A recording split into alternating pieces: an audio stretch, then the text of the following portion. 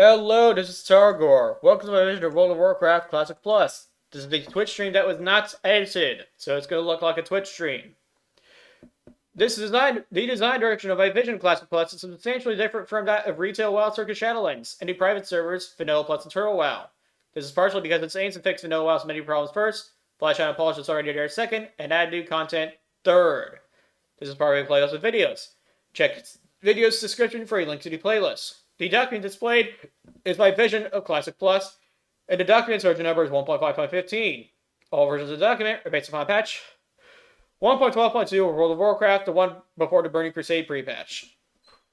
If you just want to know about the general design direction of my vision of Classic Plus, before you otherwise look into this, to watch the introduction video in this playlist, or read the document yourself and look at the list of major features. The link to the document is in my channel's About page. That and I do not have a team of people, however, working with me to make an actual private server out of this. This is all pure design thus far, and it ain't done yet. Now then, content additions. This subsection of the document only covers... I forgot to write covers. Only covers the content additions that have to do with section number 4, World. For the other content additions, see the other sections of this document.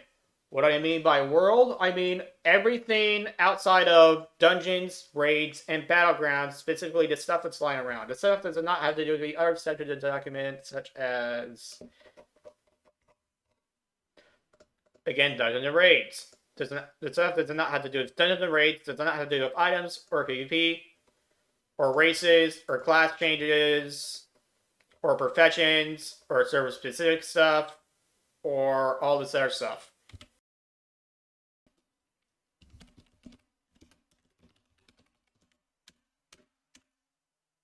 Now then, onto the actual content additions that concern section number 4, World. All unfinished, as of patch 1.12.2, quest chains will be finished, such as nothing but the Truth quest chain. Generic Elite Bronze Dragonkin of level 50 to 53 will be added outside of the Caverns of Time, and Bronze and Chromatic Dragonkin will be able to drop Bronze Dragon Scales when skinned. On related notes, the Caverns of Time will never be accessible to players, and instead, Bronze Dragon Scales will be usable as leather workers to craft stuff. I don't want any time-related bullshit writing to be in this game. A group quest chain will be added to Gadget Stand. It takes place in Gadget Stand's arena in the center of town and involves you, and possibly a friend or two. Find level 45 to 50 elite enemies in Gadget Stand's arena. Oh, by the way, concerning writing that involves temporal fuckery, well, time-related fuckery, I'm not retconning stuff out of existence. I'm just not letting there be any new stuff. Anyway, moving on. Maylord Stonehoof will add a quest after Deadmire to kill a new level 52 elite tall strider that wanders around the Barrens, more on any changes related to Hunter Pets video. The reward will be a choice of green trinkets. Cauldron quests will be added to the Eastern Plaguelands that are comparable to the Western Plaguelands Cauldron quests. New quests will be added to Ungrow Crater from Morvek, who will have his own faction called Ravitour Trainers. This will be the Horde parallel to the Alliance's Winter Saber Trainers, but it will not be done the way that Raptor the Lich King did it. Rather, it will be done in a manner that is similar to the Frost Saber grind, except you have to kill more stuff, aside from Devil Swords, because the enemies in Ungrow Crater are of a lower level than the enemies in Winterspring are, and therefore can be killed faster and more easily. Mongooses will be added to some places in the game as critters because the game has a few references to mongooses in it, such as the spell Mongoose Bite. In Blackrock Mountain, the Dark Armed Dwarves will regularly war with the Blackrock Orcs and some sort of Black Dragonkin in such a manner that players can encounter them and be a victim of their fighting in the uninstanced parts of Blackrock Mountain. The parts that are not Blackrock Depths, not Blackrock Spire, etc. These enemies will not have any loot, and the enemies will actually end up killing each other on their own outright. So they're not going to just bring each other to 20% health and then stay there forever and magically not take damage anymore. Not like in retail. Not like similar stuff in retail. Anyway, this will help to flesh out the game. Elite Dragon Turtle and Sea Serpent, Title Guardian, non-player characters will be added to Azhar and Alcat's Isle as elite mobs, replacing some existing NPC spawn points. Eversong Woods as a 40 to 50 zone, and the Coastlands as a 50 to 60 zone will be added to the game. Some notes about these places. The Blood Elves will be a neutral faction called Silvermoon Remnant that has joined neither the Alliance nor the Horde. There will be a goblin settlement in Eldersong Woods because they want to trade with the Blood Elves. Said settlement will have a boat leading from there to Booty Bay, which will have a second dock for said boats. Booty Bay will have an extra dock for that boat.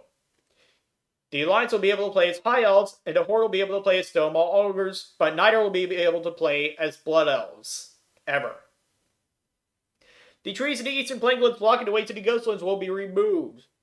Eversong Wood and the Ghostlands will be in the same instance as the rest of the Eastern Kingdoms, unlike in the Burning Crusade. The Isle of Keldanos will be retconned out of the game, seeing as how Warcraft 3's will be retconned out of the game, seeing as how Warcraft 3's loaded screen map and Warcraft 3's actual in-game terrain contradict each other about Sunwell's location. Because this takes place during vanilla and not after vanilla, by the way, when I say Warcraft 3, I do not mean the remake, I mean the original, of course. This game acts like Reforged never happened, of course. And instead the original happened. Anyway, because this all takes place during vanilla and not after vanilla, the Blood Elves will not have built as much stuff or cleared out as much of the Scourge as they had in the Burning Crusade. So it's going to be more dangerous. Which is partially why it's going to be higher level stuff. Blood Thistle will be a great item that requires 230 herbals in the pick and visitors for 5 silver per herb. One of the quests will ask for a high 30 staff made by enchanters that requires a lot of Vision Dust and a few greater Mystic Essence to craft. As such, the Regents will maintain some sort of value throughout the lifespan of each server. See section number 2.0.25. New Dungeons and Raids for more information. I recorded that in that's a previous video. The video I already did. Just scroll up to the playlist to find it. Oldham will be added to the game as a level 50 through 60 zone. Some notes. Their first raid on each server to kill Cthulhu will be guaranteed to find the Platinum Discs of Oldham, which are a buy now pick up quest starting item, so quests can only be done once per server. The reward for turning them in will be 10,000 gold for the player that turns it in, and the opening of Oldham. But the discs are crumbling when you find them, so they'll despawn a week after you lose them, preventing people from holding the zone hostage. People holding these discs will be unable to perform server transfers, even for Game Master related reasons. And if you stop having the discs without having to turn them in, then they'll be eligible to drop in your server again. Of course, if there are Game Master related reasons to transfer you to another server, then the guy can just take away your discs of Oldham first. After it was discovered by the Tol'vir that the gates to Von Karaj were open, they decided to further advance the Halls of Origination by putting a magical barrier around it, a la Dalaran, which will get finished during the Second War of the Shifting Sands, during which the Solicited find Oldham by burrowing into it. From Solicis. Well, actually from Underworld Crater. And also from Solicis. From Von Karaj in particular, actually. There will not be anything of interest that would otherwise be accessible to players behind said magical barrier. Designed out players that get trapped there can get summoned out by players. Due to Pandari being completely retconned out of existence and Chen Stormstout once again being the dual character that he was before Basic Pandari came out, Oldham will no longer be the desert, but instead it will be the lush jungle that it once was because Li Shen didn't ever invaded Oldham to get his hands on the Forge of Origination because Li Shen never existed, which means that the Forge of Origination was never used on Li Shen to wipe him and his armies out and turn Oldham into a desert in the process. As such, Oldham will have different wildlife in the Cataclysm, which will not include camels, armadillos, pygmies, or other beasts that are introduced in the Cataclysm. Those beasts will not exist, period, outright. Nor pygmies. The Neverset are not hostile to players because Deathwing never left Deep Home, and so they never allied with them. And they certainly are not having a civil war to the other Tol'vir either. I basically get around to doing this, but in addition to the naming this game is easy for things found that all of them will be retconned out of the game by changing the names to something else. Light Egyptian aesthetics here and there are fine, but the name is on the top of that are too much of an emergent break for some people. See section number 2.0.25, New Dungeons and Raids for more information. There will be a new solicited dungeon in Oldham, by the way. A low 50s dungeon, if I recall correctly. The battlelands will be expanded upon to occupy the vast swath of land to the southeast of it and to go all the way to the Red River Mountains, which will have a path connecting it to. It will also have a path connecting it to the Burning Steeps. It will also have an alliance settlement in the new areas to the east of the Red River Mountains. Blackchar Cave will lead to a new zone or an expansion of the Searing Gorge that contains currently undefined content, yet to be defined content, except that it will not be endgame content or Alliance territory. It will be neither of those. Nor Horde territory, of course. It won't be that either.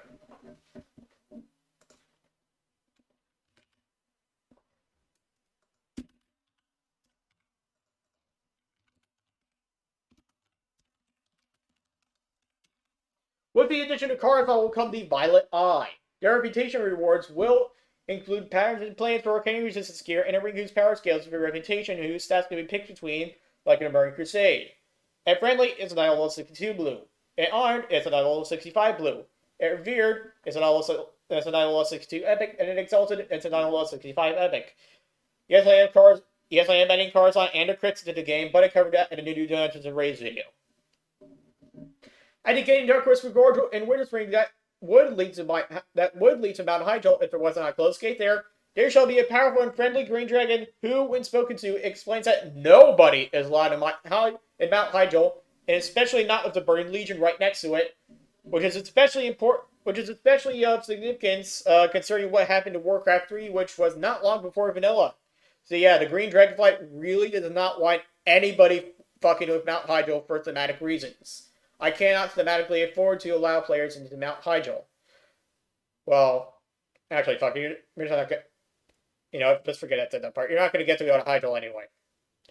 More quests will be added to its horror at some point before you let the game come out to help to flesh out the zone. Some of these quests will come from the Temporal Hold, which will have a new entrance/exit in its horror next to the Gatekeeper Rage Roar spawn points.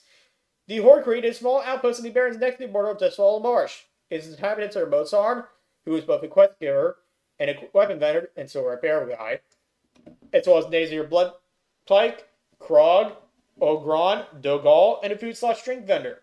Note that Brackwall Village does not exist anymore due to minor retcons that allowed me to add Stonewall Ogres as a playable race. See the eventual video on Ogres, or view the section yourself, for more information. Basically, all the Burning Crusade Dustwall quests will be added to the game, but with the list of changes, sometimes with the different quest text, and of course, the changes in section number 3.0.5, sweeping itemization changes in section number 3.0.6, itemization methodology does not apply to them. Design note, this is 59 quests in total. I'll also be adding Kyle's Got Missing, Report from the Northern Threat, Destroy the Legion Alliance, Destroy the Legion Horde, Diabolical Plans Alliance, Diabolical Plans Horde, Never Again Alliance, Never Again Horde, and yeah, all those Dustwall March quests. Hell, if I'm going to actually say all that stuff in my mouth, so I'm just, or the fuck am I going to say all that stuff in my mouth, so I'm just going to slowly scroll through it. And you can possibly use it if it's necessary to read it.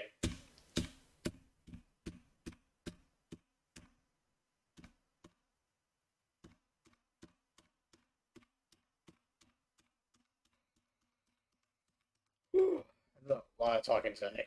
I've recorded all the Section 4 World videos thus far, all in a row today.